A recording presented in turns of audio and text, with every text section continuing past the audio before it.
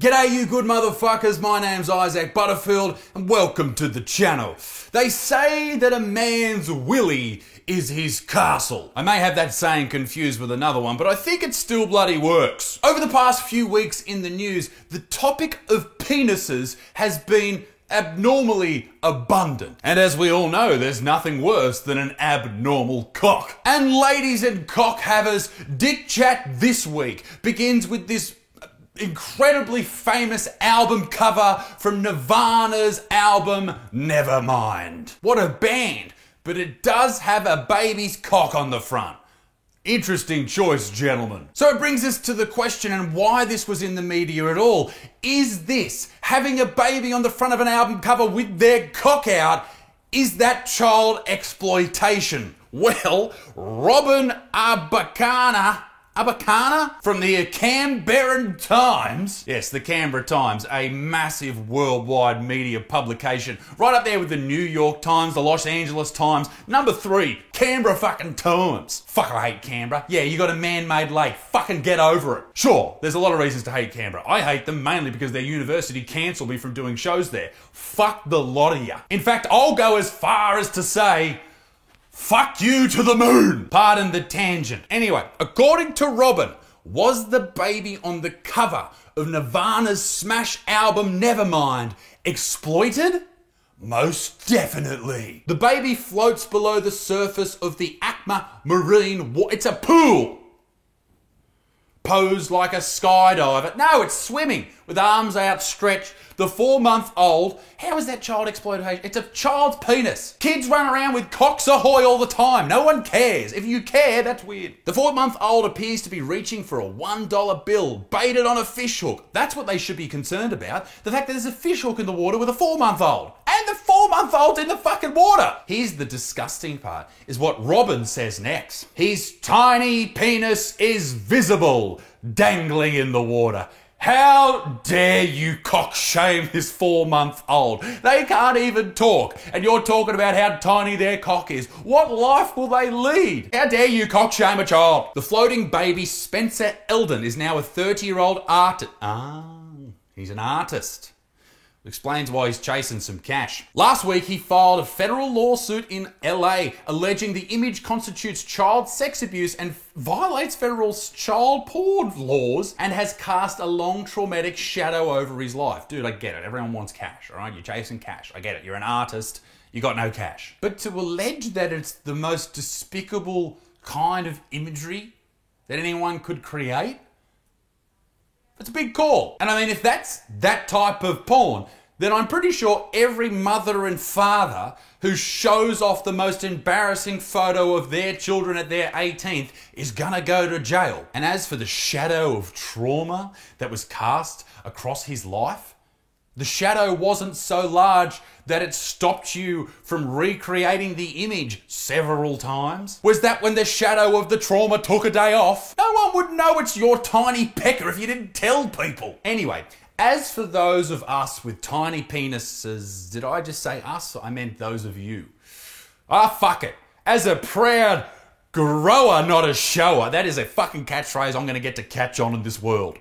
Who gives a shit about a baby's little penis? If this bloke makes some cash, whatever, they probably owe him some cash. They made a fuck ton of money off the bloody album anyway. But to say it's casting a shadow of trauma is a bit of a stretch. In much more happier news, we have hit 250 million fucking views on this channel. That's 250 million views on this channel. To celebrate, I'm giving people away shit on this shelf. And all you have to do to enter is write down below, be a good motherfucker. That's all you have to write. Be a good motherfucker. Baby penises and celebrations aside, this video is about something pretty fucked up. And I worry that this is what will happen to a lot of children as parents continue to confuse kids under the guise of progressivism. Transgender girl tried to cut off penis age 3 and now wears a skirt to school. 3 fucking years old, mate. We'll come back to that article in a moment, but let's have a bit of a thought experiment about this whole thing. You have a little baby boy, right? And it comes to you at 3 years old and says that it's a girl. So what do? If you're an asshole, you probably yell at it and say it's silly and wrong and dumb. Or do you calmly explain that they are a boy, boys have doodles, you have a doodle, you are a boy? I assume that's what most good parents would do, because I think a lot of young people have at one point, particularly if they're surrounded by the opposite sex, like they have a lot of women in their family if they're a boy, and they think for some reason that they're like, hey, I'm a girl too, what's going on here? Like, I'm sure that has happened before and probably happens a lot. Maybe that attitude changes over time if they continually say it when they're 10 years old, 13 years old, 16 years old, and 18 years old. Maybe they are a transgender person, and maybe that's the point where you need to go, okay, that's what you are, and you respect that. But I think labeling them as that as a 3-year-old is, to put it bluntly, fucking crazy. What you absolutely don't do is, if your child comes to you at 3 years old and says, Mummy, I know I've got a penis and balls, but I think I'm a girl. I tell you what you don't do. You don't freak the fuck out and start changing their names and what they wear and what everyone calls them, and it's just so confusing for a young person. If they really truly believe that they are born in the wrong body, then they'll work it out over time. It doesn't mean that your little boy is a girl if he likes girls' things. If he plays with Barbie dolls, it doesn't change what gender he is. What's worse is these families that don't even start to listen to their child and then say, hey, no, well, you've said this, so let's start running with this idea that you're actually a girl. What's worse is families that start off telling their children that we don't know what gender you are. You could be anything. You might be all the genders. Those parents are fucking horrible people. Imagine the confusion that these children will go through throughout their lives. Terrible shit. Like this family. We did not assign a sex at birth, which means when they were born, they had genitals and we know what they are. We just chose to acknowledge that those genitals don't indicate anything about gender. Good grief. Sure, it might not tell you who your child is as a human being, but it definitely tells you exactly what their gender is. Your next question might be, is Sparrow a boy or girl? Can I see Elmo? The answer, Can I see Elmo? to be determined. My own mother did not know Sparrow's genitals for the first 3 months, even though she was living with us at the time. Sparrow's a boy. Sorry for ruining the big surprise, but Sparrow's a boy. And what if Sparrow at 2 years old makes the wrong decision? What if he feels like he's a girl one day and his parents run with that?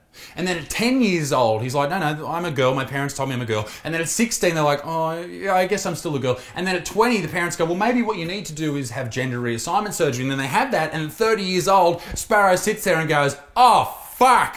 What did I do? And who gives a shit if they are transgender? That's great. That's wonderful. I hope they are happy growing up. But don't just do that to your children because it runs in line with the social justice principles that live in the banner of your Instagram bio, you fuck. And that leads us to what this story is about. A mum has revealed how her 3-year-old trans daughter tried to cut off her penis in a desperate attempt to be her true self.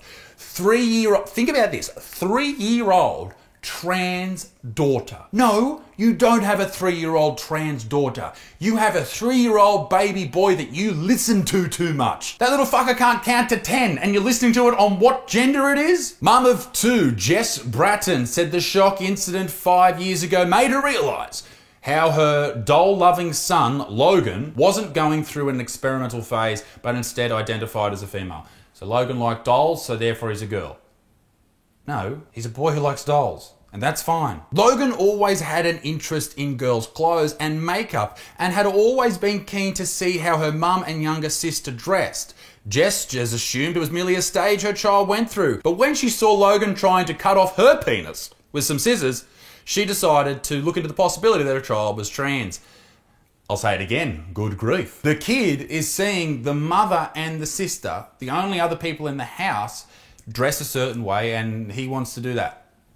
Doesn't that sort of make sense? I shouted her name and got no response. So seconds later, I went into the room and caught her sitting on the bed with her trousers down, holding a pair of scissors to her bits. Afterwards, I explained that cutting herself would really hurt and that because she wanted to do something so drastic, we'd have to talk to a doctor. At 3, you told her that. At 3. Indoctrinating your children into this way of thinking at such a young age is almost the perfect way to have them grow up exactly the way you think they will. Why? Because they're so used to this way of thinking that they think it is normal. And I'm not saying it's not normal. It's just not normal for every kid to go through. You may not believe this, but I really do wish this child a happy life. Obviously, I wish that. So I guess the question and the way to wrap this video up is, what do you think? Let me know in the comment section down below. Are parents just being really overbearing when it comes to deciding whether or not their children are trans? Let me know down below. Anyway, ladies and gentlemen, be a good motherfucker. Peace in the Middle East. Me dick stinks. Keep it moist. Toodaloo, au revoir. Grower, not shower, etc. Bye.